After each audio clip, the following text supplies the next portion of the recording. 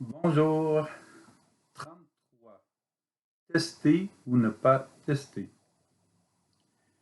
Jésus veut que nous devenions amis. Il nous dit, je ne vous appelle plus serviteur, car le serviteur ne sait pas ce que fait son maître. Je vous appelle mes amis, car tout ce que j'ai entendu de mon Père, je vous l'ai fait connaître. Jean chapitre 15, verset 15. Nous deviendrons amis si nous nous disposons à connaître ce que Jésus nous enseigne. Dieu cherche à nous couvrir de sa présence. Il parle avec son cœur. Je serai pour Israël comme la rosée. Il fleurira comme le lys. Il étendra ses racines comme les arbres, comme les cèdres du Liban. Osée, chapitre 14, verset 16.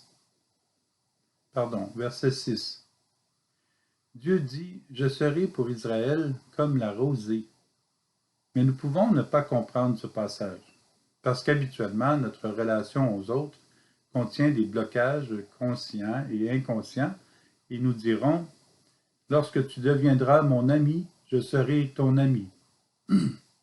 Habituellement, nous avons besoin de connaître la personne, lui faire confiance, et ensuite cette personne peut entrer dans notre cercle d'amis. C'est ce qui semble normal dans notre manière de procéder avant d'accueillir et d'accepter l'amitié. Mais pour Dieu, lorsqu'il dit « Je serai pour Israël comme la rosée », il ne dit pas qu'il va nous tester pour voir s'il va nous aimer. Dieu n'est pas nous. Il n'attend pas pour créer une relation avec nous. Il nous aime immédiatement.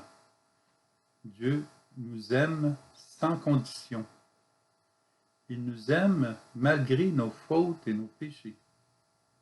Il nous aime de toute éternité. Dieu est toujours là, rosée qui nous enveloppe. Il est toujours présent pour son peuple, sa famille.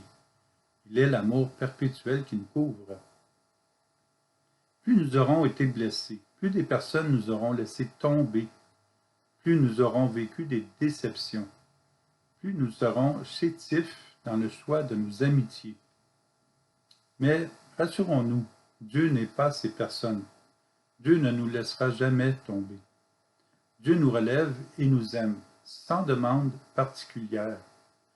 Or, la difficulté d'entrer en relation avec Dieu vient toujours de nous, parce que nous craignons certaines personnes de notre passé.